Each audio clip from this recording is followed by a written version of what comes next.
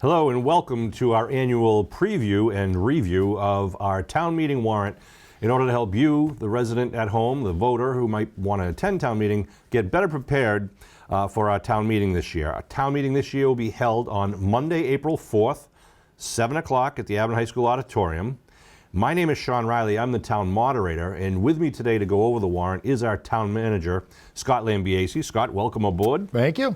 Thank you. I know you and a lot of the town officials have worked a lot to put this warrant together. The Board of Selectmen, the Finance Committee, some of your financial officers. If you don't mind, we'd like to go through some of the warrant articles, highlight a few, explain a few so that people might be better informed as they step in. I know there are a lot of people at home who watch the Finance Committee meetings and watch the Selectmen's meetings on television, so there's a working knowledge before we even get to town meeting, but I think this show that we do every year has been rather productive. I think so. And very helpful. We'll get ready. Let's get started then. So we have the annual town meeting scheduled for the first Monday in April. At 7 o'clock, though, we're going to start off with a short special town meeting. Yes. Can you just briefly, for the viewers at home, explain what's the special town meeting versus the annual town meeting? So the special town meeting is done to take care of any unfinished business in the current fiscal year, and to appropriate monies or take care of projects that can be done with current fiscal monies. The annual town meeting is really our budget and our plans going forward for the next fiscal year starting July 1st, 2022, going up until June 30th or 31st of 2023. Right, and I think a lot of people need to be reminded that towns and cities don't operate on the calendar budget year. Right. We operate on the fiscal year, which starts, as you said, July 1st and ends on June 30th of the following year. So the annual town meeting will be setting the budget for all the departments, funding things for July 1st moving forward. Correct. In 2022. The special town meeting will address some things that we're trying to finish up for the current year between now and June 30th of 2022. So let's take a look. There's only 8 articles in the special town meeting, and I think only 18 or 19 on the annual town meeting, and I got to give you kudos for working together to make this a very efficient set of warrants. The first article is kind of an article we see every year at special town meeting, and that's the payment of our snow and ice costs. Yep. That is $580,000 to pay the bills for all the snow removal to date. From this winter we just went through. Yep. This, as I understand, the snow and ice is the only line item in a town budget that you're allowed by law to overspend because you just never know how much snow you're going to get. It's impossible to predict, and so most cities and towns will allocate a certain amount of money in it, and we allocate every year for the budget $100,000. Right. And if we're lucky, which in New England we're very rarely lucky enough that that's enough to cover our spending, but you have some years where you will go much more than $580,000 too. We could have some very bad years. You have the ability to, you don't necessarily have to pay for it in the one year. You could spread it out if it's a really bad year over a couple of years payment. Right, we had Snowmageddon a few years ago. Yeah. Where cities and towns were overwhelmed with 100 inches of snow. Yeah. That's what they did. They had to spread it out, yeah. Right. But luckily, this is what, we have a $580,000 that is beyond the $100,000 that we had already appropriated for this, and it will come out of our free cash to pay for it. And for anybody who's curious, free cash is basically, as we set our budget going forward, or set our budget last year, we had predicted what our revenues would be, and we predicted or we had allocated what our spending would be, and through careful use of the money, there's typically monies left over, and when we're lucky, sometimes the revenues will exceed what we projected, and that'll create that free cash.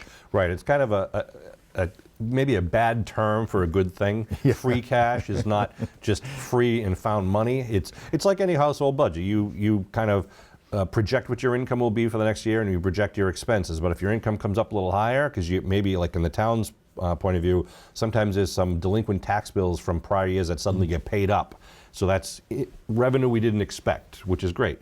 And sometimes expenses you budget for, whether it might be health insurance or even utilities or whatever it is, are less than what. So that difference, that extra money now, is quote-unquote free cash. Yep. And we use our special town meeting to use that money to pay some of our bills, to balance all the books, right? And you'll hear the term free cash throughout the warrant. It is something that cities and towns do, and the DOR, the Department of Revenue, has to certify that your free cash calculation is correct before you can spend it. Correct. Right. Okay, so that Article 1 will pay off our snow and ice. Article 2 is an enterprise fund budget revision, which basically is a vote to correct the budgets that were approved for cable access and golf enterprise funds at our town meeting last year. This is kind of just kind of cleaning up the books. Yeah, this is real, some housekeeping stuff from the projection that they made. And it's not increasing or changing the budget, actually, it's just Nope. Our town accountant has advised us to kind of basically to show it in the books in two different sections. So, and I'm sure he can do a much better job explaining it at the town Right. meeting than we can, but this is not really a money article, but a housekeeping article. Exactly. Article 3, community preservation. This is to transfer $40,000 from the community preservation's historical reserves from FY22, the year that we're in right now, to restore the Excedra, which most people know is the Flagpole Rotary. That's the rotary at the end of Glenowitz Way at the high school and the library town hall entrance. That was a bicentennial monument, and it's due for a refurbishment. And this $40,000, I understand, we need to get this money available now because the town won a grant. Exactly, and yeah, that's why we're doing this in the special. As we said, the grant opportunity that is available to us has to be spent prior to the end of the fiscal year. So the only way for us to have the matching funds that are necessary is by doing it in the special town meeting, sort of like we discussed earlier. It's a win-win for everyone. So it's money that Yeah. we already have in the bank. The town just has to authorize to release the $40,000, which matches the grant, which doubles the money, which allows us to kind of spruce up that monument, basically sealing the mortar, replacing the flagpole. It'll restore some of its luster, which would be nice. Yes. It is a focal point in our community. I want to thank Liz Shea, too, because I know she did a lot of work on some of these grant applications. Yeah, anytime you see in here that, and we saw a lot of them last year, if you see something in here that we're looking for something to match a grant, then it's because of something that Liz Shea was able to find for us. And actually, in this year, we have several grants that we've been able to have had awarded to the town that we didn't need matching funds for, so that's Right. even easier and nicer. Yes. Good work trying to get any funding sources we can find. Yes. Moving on to Article 4, community preservation. Again, cleaning up some budget work from the May 2021 town meeting. This is just amending the community preservation's budget for FY22, which is just ending. As I understand it, there's a requirement in the community preservation that when the money that's taken in every year, you can't spend all of the money on one item. You have to put at least 10% aside for recreation, at least 10% aside for historical, at least 10% aside for housing needs, and the remainder of it can be spread out however way you want to, depending on what projects are being submitted. And this budget, as I understand, is just correcting it to make sure the 10% is being put aside as it appropriately should be. Yeah, exactly. It's another housekeeping article. It's not, we're not taking more money. We're just sort of putting it into the proper buckets, so to speak. Because that money can be carried forward and it's saved basically in the CPA budget and can later be used for projects as they come up. Exactly. Which we do have a couple of great CPA projects that are to be approved at the annual town meeting warrant, which we'll get to soon. Article 5, again, we do this with special town meetings, payment of prior year's bills, bills that are basically generated at the end of the year but not yet paid, we have to pay them. We're talking about a bill for $438 and another one for $248.91. Again, some housekeeping, needs to get a vote from the town meeting. I don't see any real discussion on that. No, shouldn't be. Article 6, this is an interesting one, new fire station design. Why don't you explain the purpose of this article? Yeah, so as many people probably remember, last year at town meeting, we had discussed a design for a new fire station at the Glenowitz Way property. And we, in fact, entered into an agreement to purchase a piece of land off of Glenowitz Way, Right near the Flagpole Rotary. right near the Acedra. That's right. And it's a great piece of property. As we had discussed at town meeting, I think either way, it's a good acquisition for the town. It was a very inexpensive piece of 6 acres that's part of our campus. So still glad that we did that. But the further we've looked into the site as far as potential for a fire station, it just seems less and less of a desirable location for that. However, in our in our efforts to try and find the best spot for this, we did look at the DPW, the current DPW facility, and we're all aware that there's also issues with the DPW main building over there, the age of the building and the condition of the building. So what we'd like to do and what we think is a very viable option is try and combine these projects. And we want to be able to look at that DPW and say, look, can we actually put the fire station there? And can we at the same time update the DPW building that's falling apart with some sort of a shared facility? Yeah. There'd be obviously some savings by doing this. It'd be great just to have both projects done. It would really do a lot to complete the inventory of the town buildings, and having them all in very new and good and stable condition. But that being said, last year's article was specific to just looking at a fire station design. So, At Glenowitz Way. Well, it wasn't even so bad that it was specific for Glenowitz Way. It was only for the fire station. Mm-hmm. So what this will do, this will allow us to look into including this DPW facility and saying, finding out if that is a better option. We will be able to do a quick space and needs analysis of the DPW, and if there, and I seriously think that there will be some great savings there by doing this. That being said, we are doing our due diligence with the fire station. We have put out an RFP, one last sort of search for any available land in this certain corridor that makes sense. And if we'll put it out there. But if somebody has a few acres and they would love to, and if it meets all of our requirements and they want to sell it to the town, we will consider it. However, this does seem like a very attractive option to all parties involved.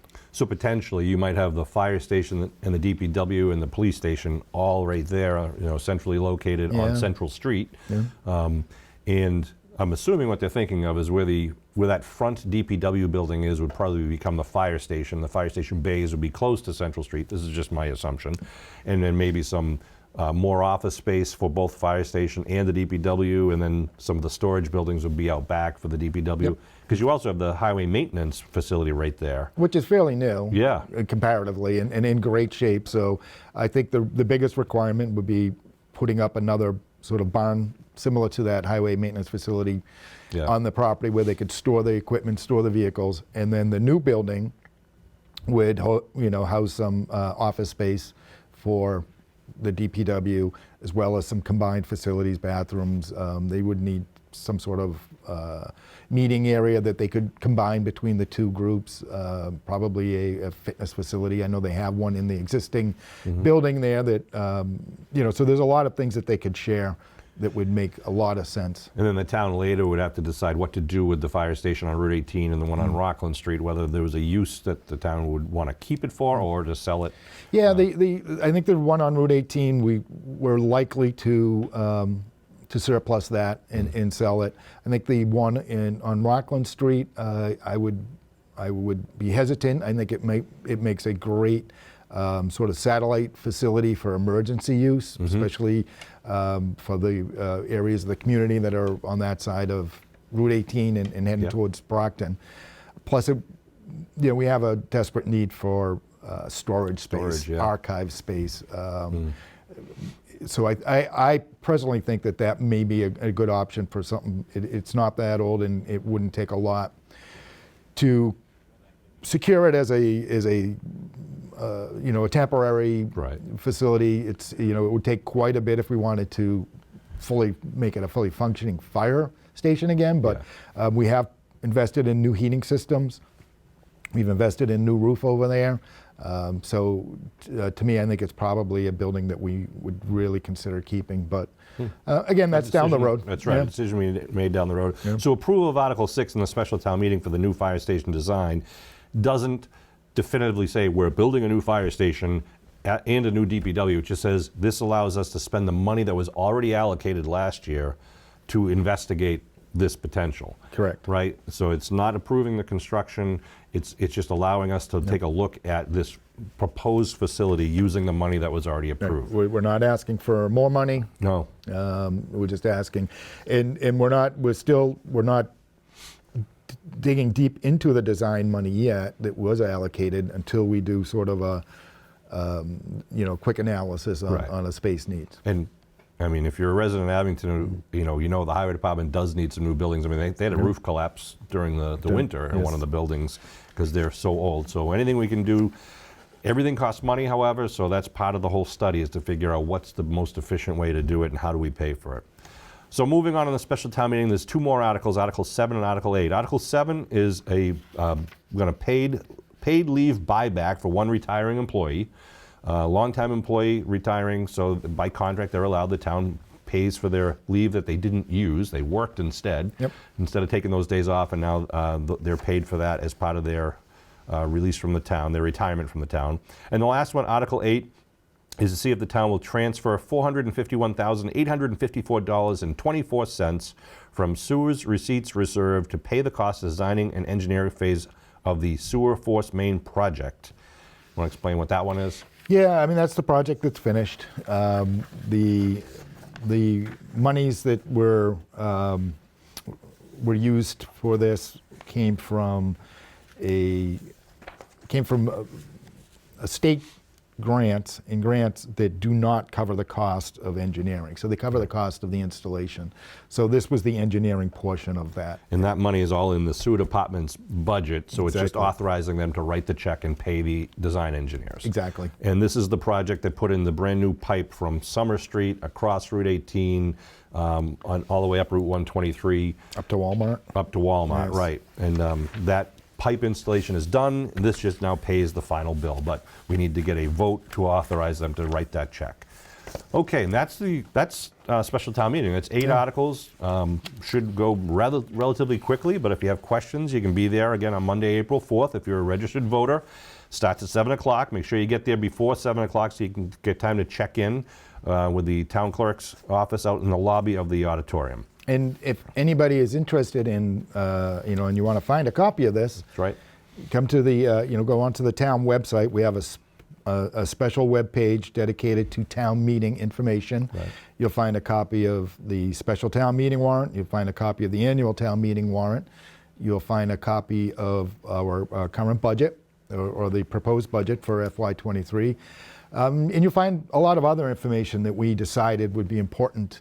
Right. To put out there. There's, frequently asked questions. There's some information about registering and all sorts of different information. So I encourage everybody to go to our website and look for that. It has been great. You've done a lot of work, and I know Tony in your office has done a lot of work building up that website. So go to www.abingtonma.gov. Abington MA from Massachusetts. abingtonma.gov, and you will see, again, you can print out a copy of the warrant, the special town meeting warrant, the annual town meeting warrant. There's terms and information about how we run town meeting, all sorts of things. And if you have questions, there's also some email addresses and phone numbers if you have any questions. If you're not sure if you're a registered voter, call the town clerk, 982-2112.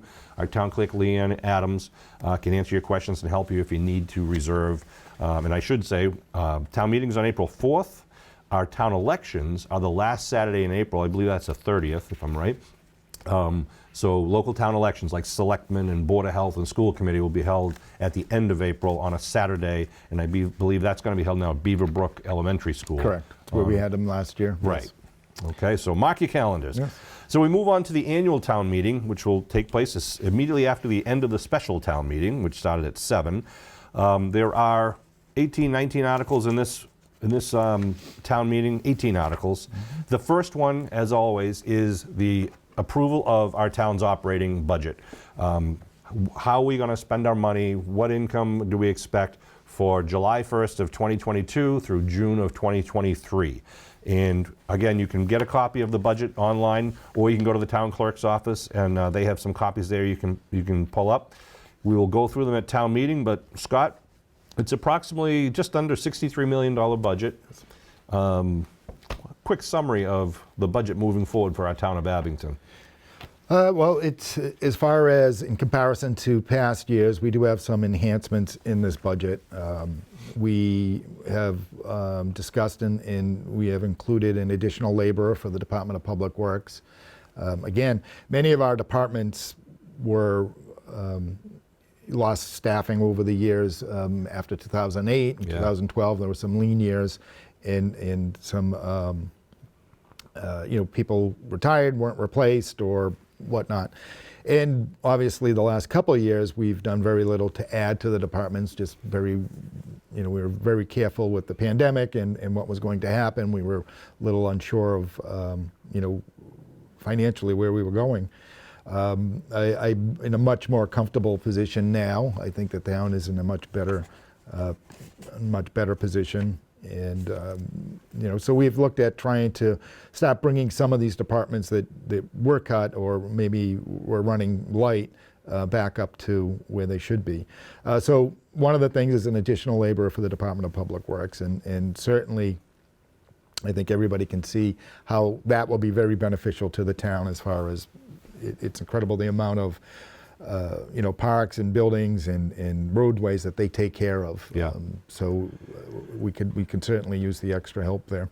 Yeah, I think it'll be much appreciated throughout town. I mean, before the economic calamity of 10, 15 years ago, they had much more laborers in the department, and they also had a park and rec department. And we do have a lot of playing fields. We're blessed with a lot of playing fields and parks. And obviously the general maintenance of the streets and the drains. John Stone and his crew do yeoman's work, but just having that one extra body is a huge benefit. I'm sure they'd love to have 3 extra bodies. Yes, they would. But we'll chip away at that as best we can. And I will say, I'll try to mention this at town meeting. In our town budget, it mentions things like town meeting salaries and selectmen's salaries and planning board salaries. The moderator is not paid, the selectmen are not paid, the planning board, the zoning board, the board of health members are not paid. The salaries that are included in the budget are for the secretaries who are paid to attend those meetings and then to write up the meeting minutes, to file the meeting minutes, send any correspondence that comes in or out for the town. So a lot of those salaries are not really, not for the board members themselves. No. Actually, I don't believe any of the board members here.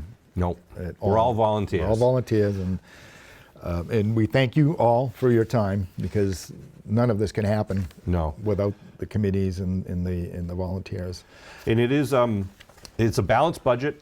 There's a lot of detail that is available. If you watch any of the Finance Committee meetings, you can go on Abington CAM's YouTube site and look up any of the Finance Committee meetings or the Selectmen's meetings, or ask any of the members of the Finance Committee or the Selectmen if you have any questions. Or, of course, you always have Scott Lambiase, our town manager, to call it 982-2100. That's it. So that will be Article 1.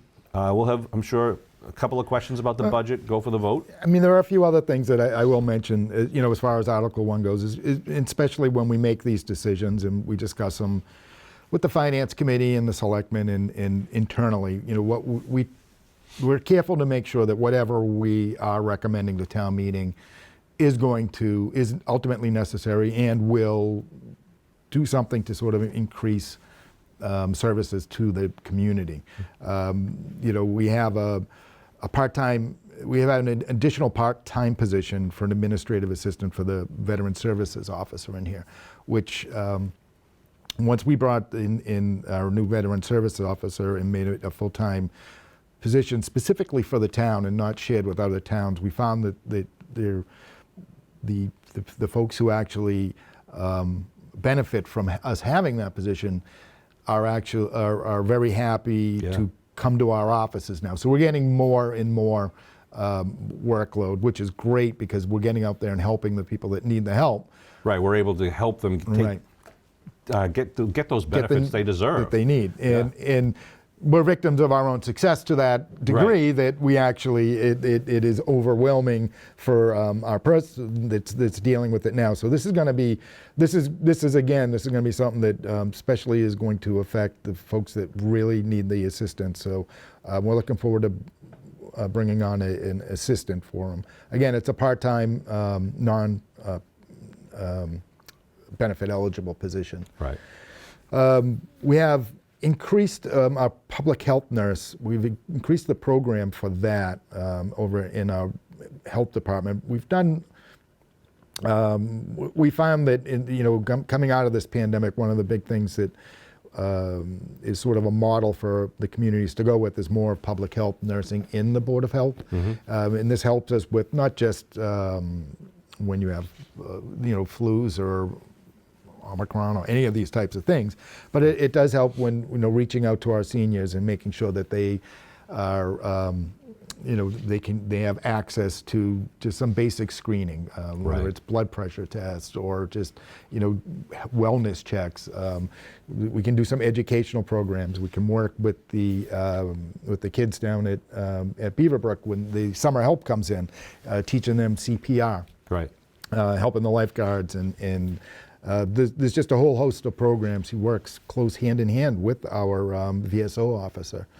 So it's an enhanced program, but we've mostly done that within the existing budget. We've made some changes over there, but there's a slight increase in the budget overall. There's a full-time children's librarian in the budget, and of course that's something that's that's great for the community. The community, this library is so busy. They do such a great job over there. Just gonna say it's another victim of our own success, right? Exactly. They do a great job at the library. And if you haven't been to the library yet, you've got to check it out. It's Yeah. a beautiful place, and I think you'll be impressed and use it more than you think you would. Yep, absolutely. We have some expanded working hours for some of the employees at the senior center. So we're not changing the hours of the senior center, but there are some part-time employees that have that we think we need them full-time over there. It just is, they do so much over there with the Meals on Wheels programs and with everything that they do for the seniors over there.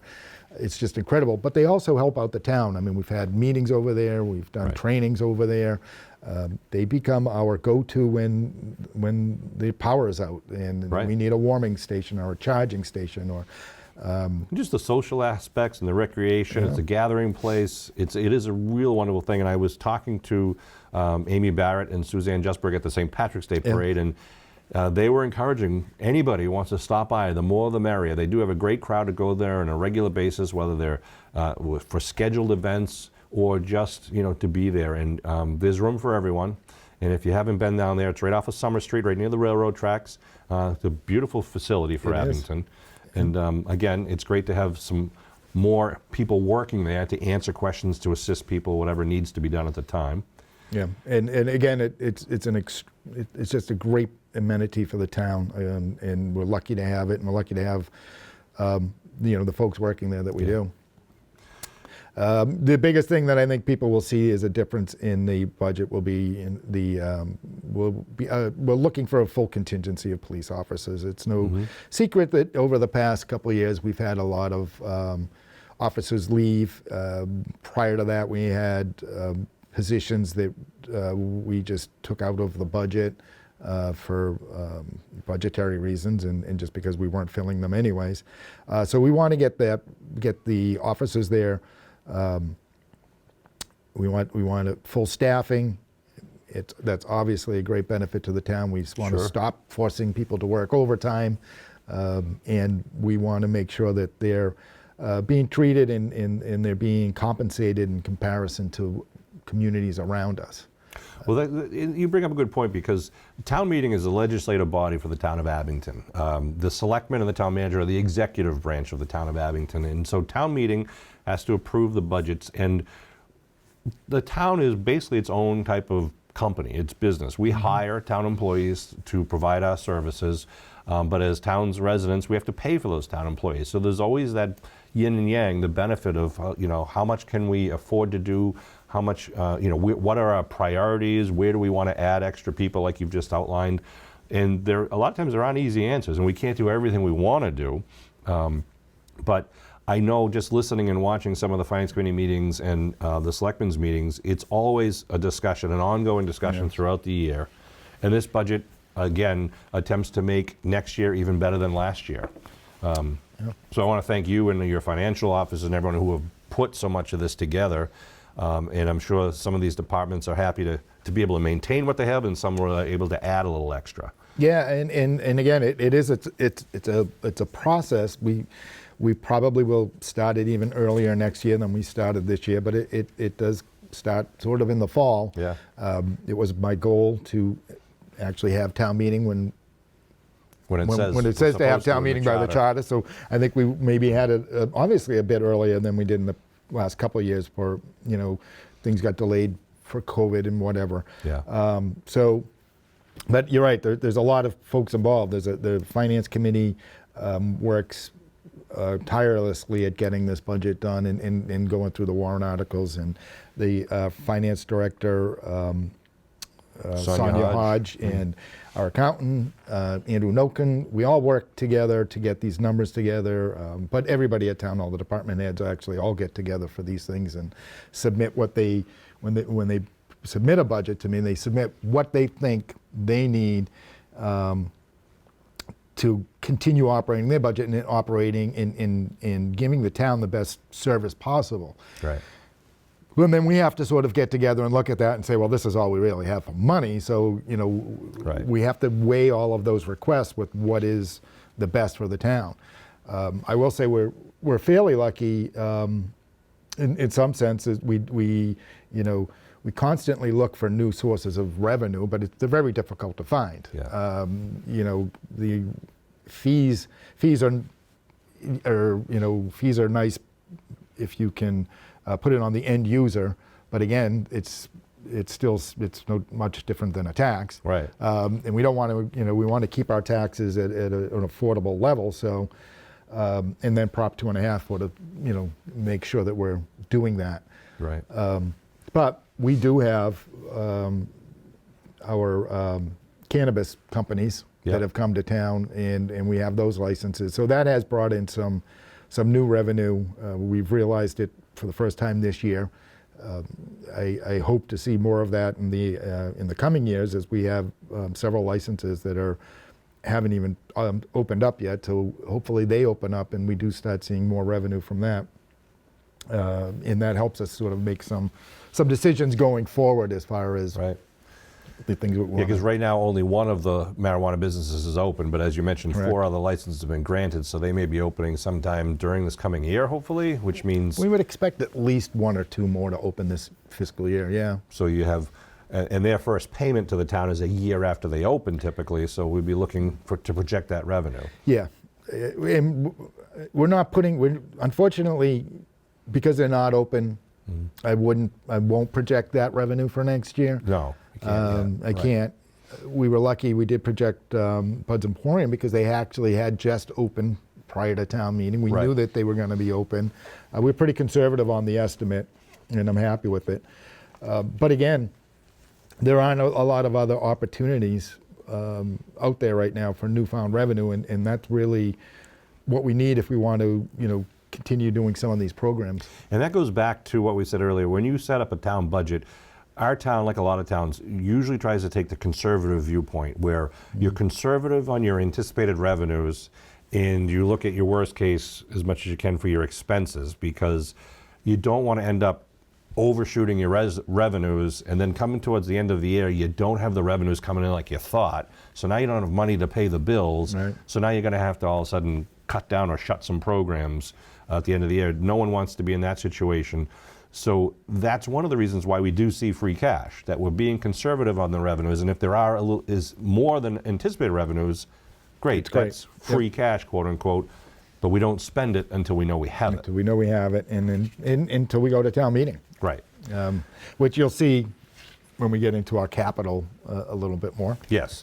So we'll turn to Article 2 of the annual town meeting.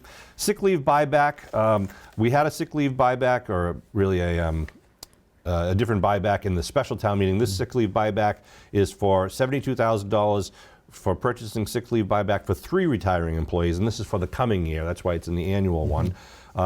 That's a contractual thing, usually is approved without discussion. Then Articles 3, 4, and 5, we're going to vote for them as one vote as part of what we call our consent agenda. Routinely every year there are certain articles that we have to include or we like to include, and these three in particular. One is the annual funding of student transportation. Students at Abington don't have to go to the Abington Public Schools. Some of them elect to go to the VOTEC schools. There are a couple in the area or different schools. The town, however, is responsible to pay for that student transportation, to pay for the bus ride to Southeast VOTEC or South Shore VOTEC or the others. It's $14,560. It's routinely approved. We also have the health imperative funding. Abington, the town of Abington puts $5,000 towards the health imperative violence prevention and intervention program for services provided to survivors of sexual assault and domestic violence. It's something that Abington has done for several years. Usually approved without discussion because it benefits some residents who may be in need of those services. And the third article as part of this vote would be $2,500 to the ARC of South Shore. It's for services to Abington residents with intellectual and developmental disabilities. Again, something that the town has traditionally supported. So one vote will approve those three things and allow us to move on to Article 6, which is the Water Enterprise Fund. And again, this is cleanup. Yep, more housekeeping. Yeah, we're just basically changing the name of a existing fund, the type of a fund. The Abington Water Department Special Revenue Fund will now be considered as an enterprise fund. And to most of us, it doesn't mean anything. To our town accountants and to the financial, it is. It makes it more efficient, the town government more efficient, and things line up better. So we'll be looking for approval of that at Article 6. And then Article 7 again is, again, kind of getting the dust out of the cabinets here. Borrowing authorizations, rescissions. So Scott, this is a list of some previously held votes from the years gone by where the town authorized the town meeting authorized the town to go out and borrow some money for certain projects. And these 6 projects all came in under estimated costs, and we don't need to borrow 100% of what was authorized. So we're now just kind of closing out those books to really kind of keep things neat and tidy. And we should mention these 6 things. This is all good news really for Abington. Yeah, I mean, yeah, absolutely. It's great. Out of the 6, I think there's 4 that were actually under budget, but 2, the landfill capping was just they found an alternate funding source, which is a home run. Yeah, so we didn't have to borrow money. Anything, right? And the MSBA grant, that is obviously it was under budget, the school project, and that's the portion that MSBA pays back for the town. Another home run. Yeah, this right here is almost $48 million that the town didn't have to borrow because we qualified for the MSBA. And then we had Memorial Arch Repair came in under budget for $8,800. Fire station feasibility study was under budget for just over $11,000. Purchase of an ambulance, we were able to save just under $500 for that. And Hancock Street, Lincoln Street paving was $141,000 under budget. So kudos to the everyone involved in those projects: the school building, the fire station, Hancock Street paving. This just kind of wraps those up, says we don't need to borrow this money, so let's take it off the books and we can move forward. Article 8, water design and treatment plant upgrades for PFAS, as they call it. This is to see if the town will authorize the water department to borrow $13 million, and Rockland's going to take the same vote because Abington and Rockland share the same water system. So Abington is being asked to authorize $13 million. Rockland will authorize $13 million to pay the costs of making the water treatment plant improvements to address the levels of PFAS, including the payment of all costs. And also, they're going to ask to borrow this money from the Massachusetts Clean Water Trust, which is either low or no interest, I understand. Yeah, correct. And you'll see this will pop up again in our capital, similar to the sewer main. We'll be looking for some additional monies for engineering. Right, because this doesn't cover the engineering won't cover the costs. Engineering, but this is something that we absolutely need. Obviously, I think everybody's heard, and we've had many discussions on the PFAS issues. Yep. It's affecting almost all communities within the Commonwealth and probably within the country. Yeah. It's something that we are working tirelessly to get fixed. There are temporary filters over there now that are working, but this will be the permanent solution, and certainly much needed solution. And I think there's been a lot of discussion on this, and our water superintendent will be available to answer any questions. But as I understand it, it's the same water. The EPA did not change any of their regulations. It's the state changed the regulation. They allowed you to have a certain percentage of PFAS in your water, and we were well under that. The state then lowered the threshold, which basically made the majority of communities in Massachusetts now are over the new threshold, so they're required now to make these upgrades. And it's important to note that for the most part, they're just slightly over as well. It's not, it wasn't a crazy margin. Still under the EPA limits. Well under the EPA limits, slightly over the state limits. And in many cases, in some days that they're not over. It's just they have these occasional spike. Right. And whenever that occasional spike might happen, they have to send a notification to everybody. So that's why we've gotten them. But they have been working. There are temporary filters out there that still sometimes they'll have a problem. But this would be our long-term solution. All right, then moving on to Article 9, the Community Preservation Budget. Each year, the Community Preservation Committee puts together their proposal of how to allocate the community preservation revenue. And the community preservation revenue comes through two sources. There's a surcharge that every taxpayer pays as part of your tax bill, and also the state contributes to every city and town who has signed up for this program. It's been a very successful program and growing in popularity because now people are seeing the good things that can be done. So we're estimating between the town and the state revenue, just over $550,000 to be available for this year. And they've made a list of how they propose to allocate those funds. And so some of the projects that they're talking about is Island Grove pond cleanup to remove the invasive plant species. It's developed into a pretty big problem in Island Grove Pond, and this is the start of cleaning it up over the next 2 years. Beaverbrook Playground, Phase 3 of funding. That playground is going to be outstanding when it's done. Island Grove Snack Shack, that's going to be rebuilt down there at the Snack Shack. It's a building in need of rehabilitation, and this is going to be $60,000 towards that. Some softball field updates, which is great news, and also Woodsdale Field updates, which I'm sure is a drainage type of update. Also, under the historical column, Memorial Bridge, we're going to get a cost estimator and a grant writer. The bridge that runs from Lake Street to Island Grove is now over 100 years old, and it's showing its wear. The structure itself is in pretty good shape, but the decking and the railings really need to be replaced. So a cost estimator is going to work with the town to kind of develop a plan of action and find out if there are grant monies available or other sources of funding. And then we have money to continue the preservation of town records. They don't just go in the closet somewhere. We try to preserve them and save them. And then Mount Vernon Cemetery record preservation also, again, some very historical records.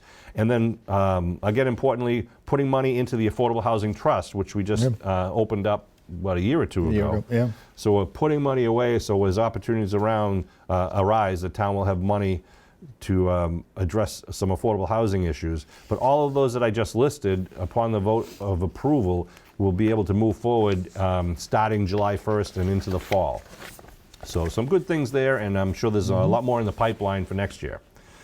Article 10 is our capital plan. So we had our operating budget in Article 1, and now Article 10 is our capital plan, and I know you put a lot of effort into this. Why don't you tell us a little bit about the capital plan for this year? Well, so the capital plan that you see in front of you, this is sort of what we know we absolutely need. There are a lot of different, requests and requirements, but the immediate needs of the town we put into this year's capital plan, and you'll see there's this plan, which has a list of funding sources that are existing, and there's also a capital borrowing plan on the next page that'll sort of discuss what other projects that we need to get done that we would want to borrow for.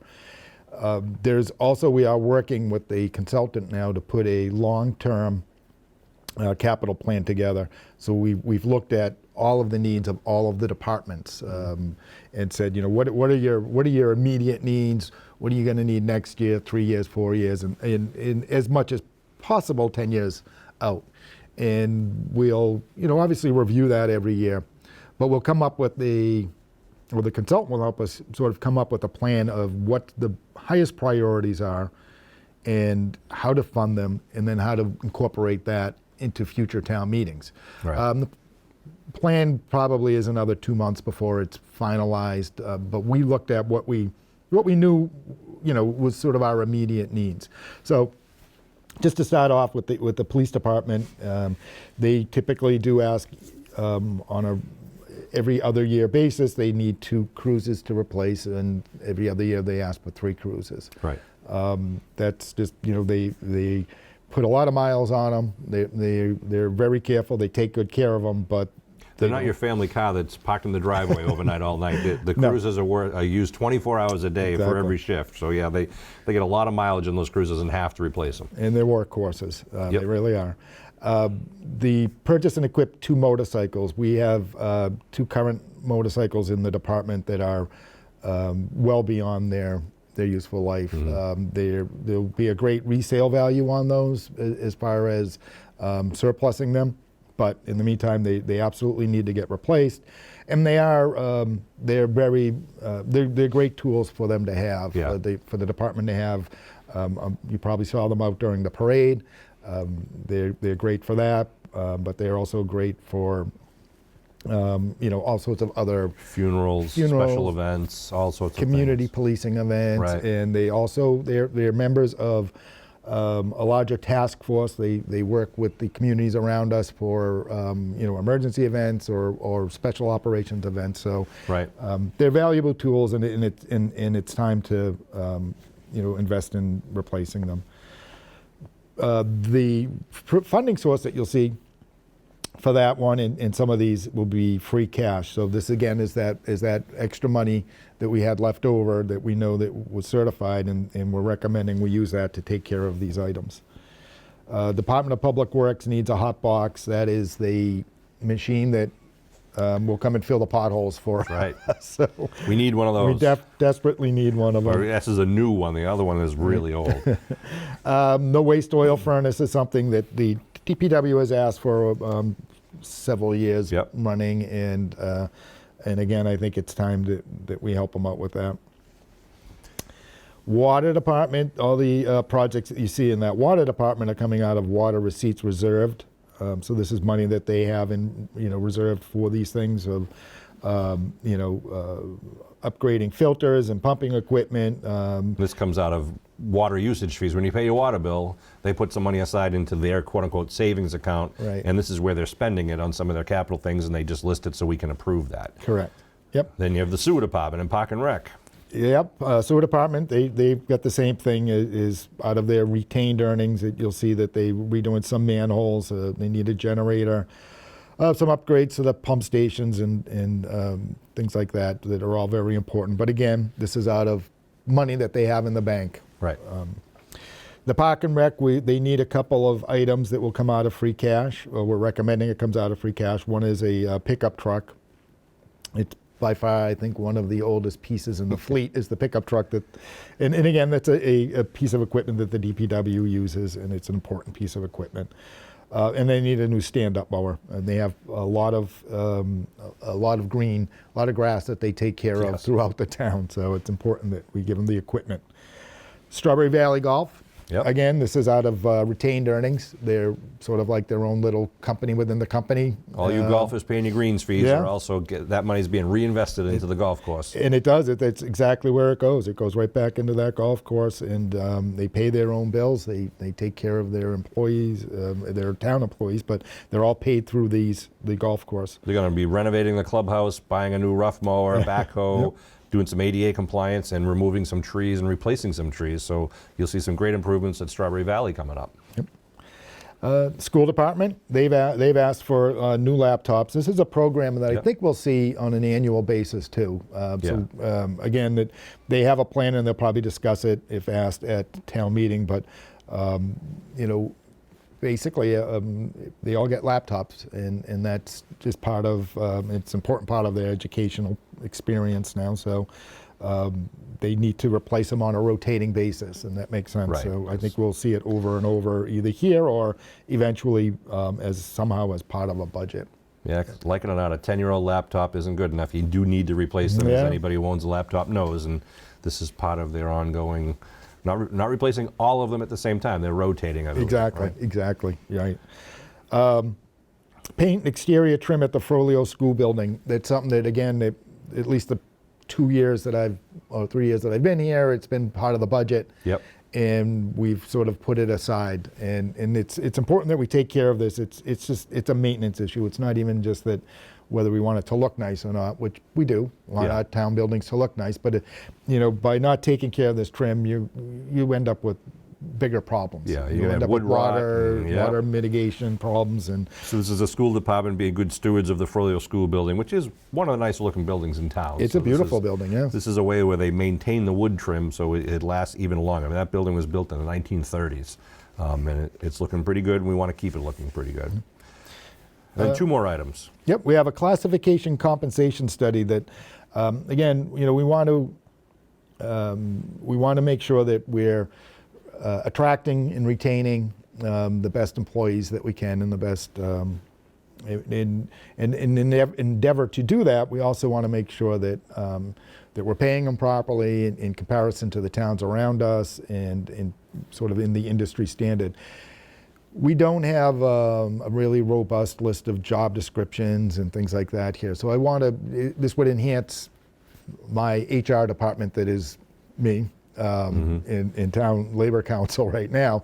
This would help us out by doing this. We'd be in better positions when we're going through collective bargaining agreements, or better positions when we're hiring, and just sort of everybody actually knowing, this is when we hire someone, a job description is. And you're more prepared for that should it come around. You have a lot of employees who have been here for a while, have been great employees that we hope don't leave, but when that time comes, you'll have the job descriptions all updated, you'll have the pay scale, know what's reasonable, comparatively speaking, so yes. A good investment for, again, the future of the town. Yes, my thought it is.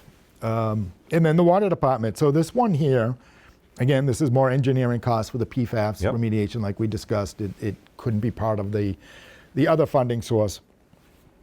But this is actually not free cash.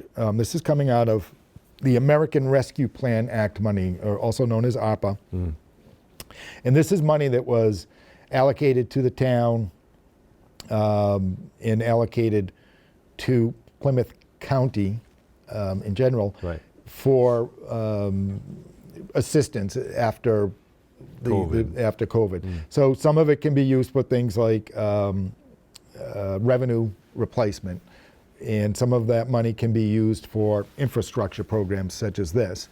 And there's other different things that we can use it for. We have several $1 million that we have available between the 2 funding sources, whether it's in our own account, direct from the federal government to us, to the town, and there's money that is from the federal government that was direct to Plymouth County. The Plymouth County has divvied up and said, we're going to allocate this to the town. So we're working with them, and I'll be working, and you'll see in the future, with the Finance Committee and the Selectmen on exactly how we're going to spend that money. But right now, this is sort of the one of the uses that we've identified, and a very important use. Yep. We have purchased a street sweeper with that money because we didn't have we had no free cash last year.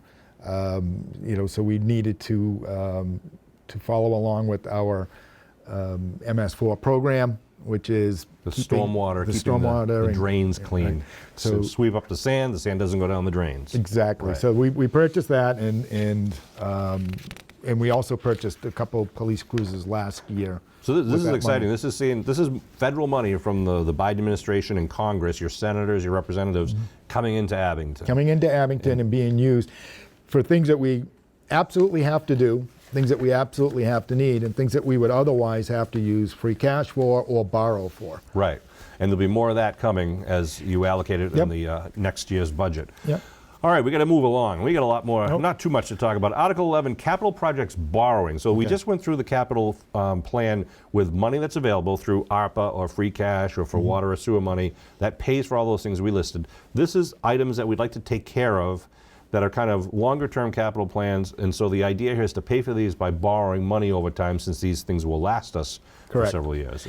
Correct, yep, and depending on, each project sort of has a different length of borrowing, but they're all important items. In the library roof replacement, it's absolutely critical that we do that. We have bids in hand, they're ready to go, so we've already gone through the engineering and in the bidding process for that. So that one's ready to go.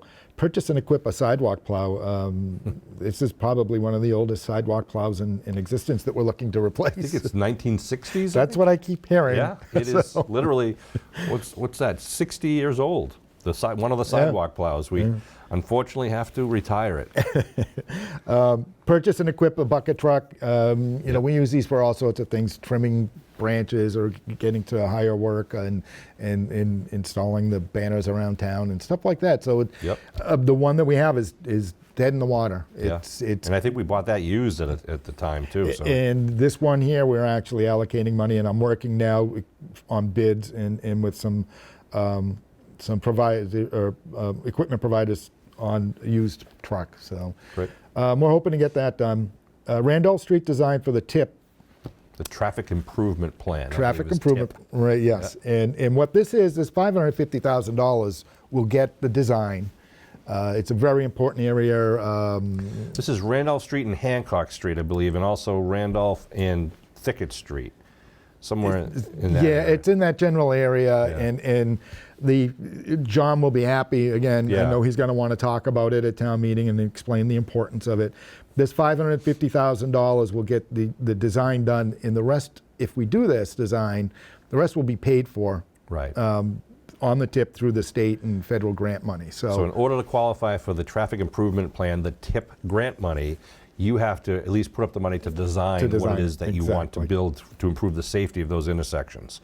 So this is the money that will go forward to do that. Get the design, qualify Abington, then step in line and say we'd like. And they're ready to go, and it's probably millions of dollars to actually construct it. Great. So it'll be a big win. Grind and pave Linwood and Plymouth streets. Again, we've had John Stone and the DPW talk to the Finance Committee and even at the Selectmen's meetings, and it's no surprise that many of the streets here need updating, and we're trying to put a program together, and I know we did some last year, as you could see when we actually got it in under budget last year. Right. And again, we want to try and get some more roads done this year. We have funds that come in from the state called Chapter 90 funds, which we use towards road repair and repaving.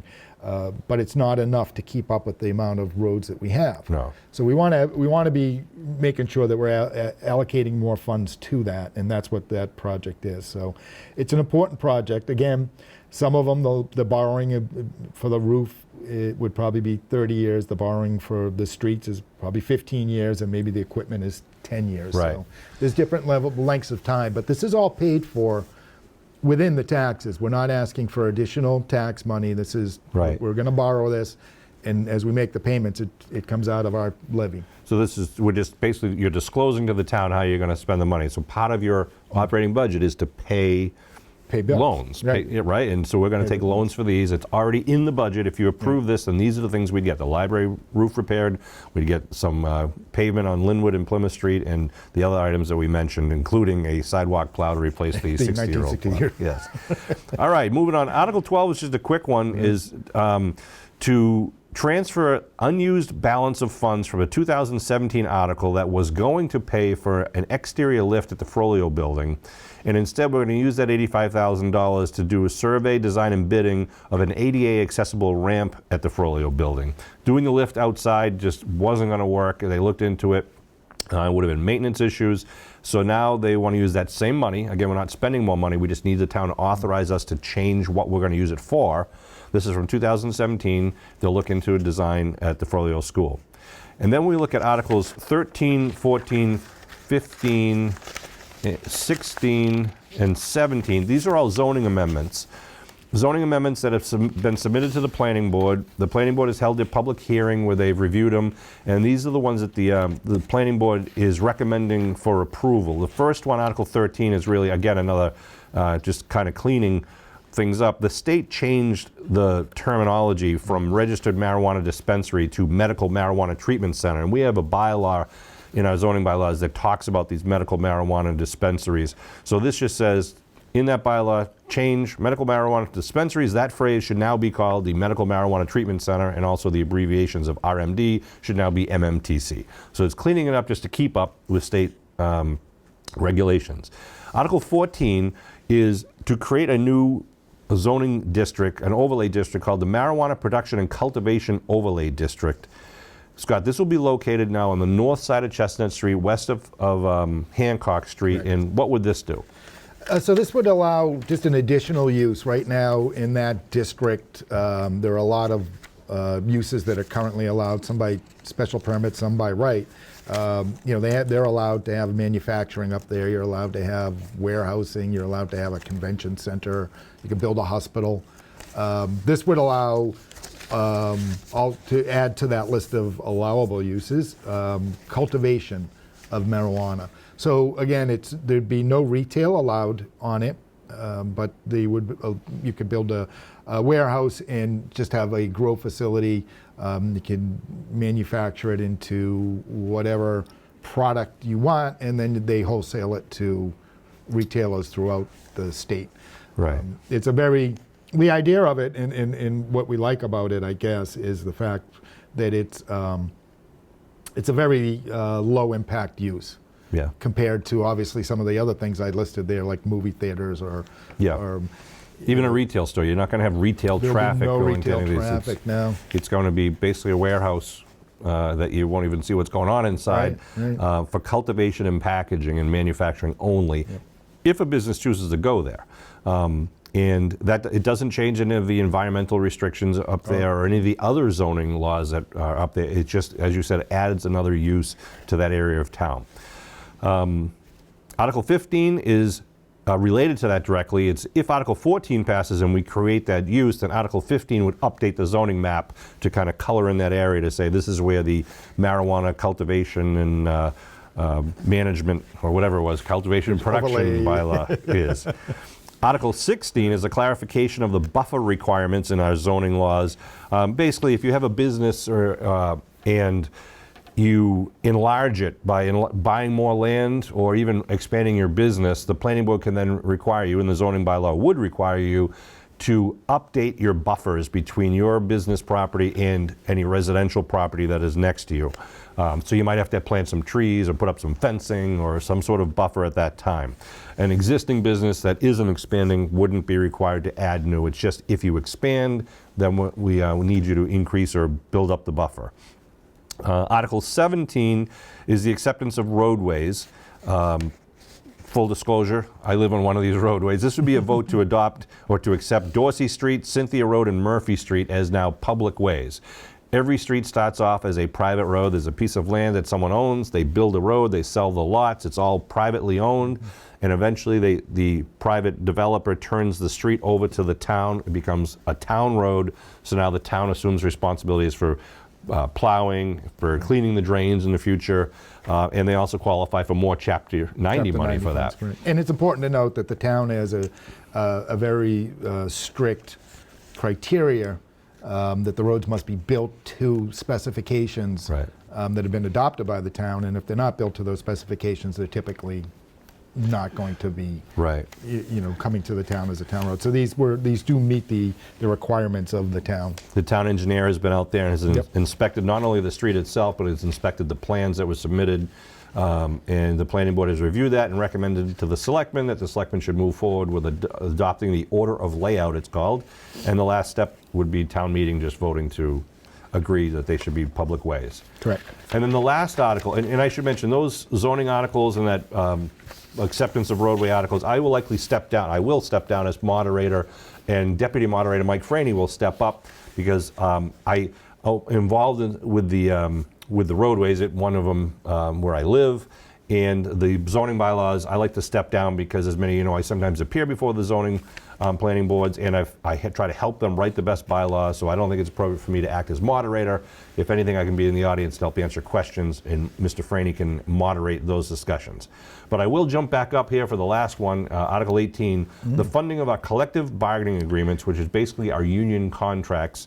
There's the possibility of having 4. I know you were negotiating with 4, the police, the library, the clerical union, and the managers union. What's the status of those?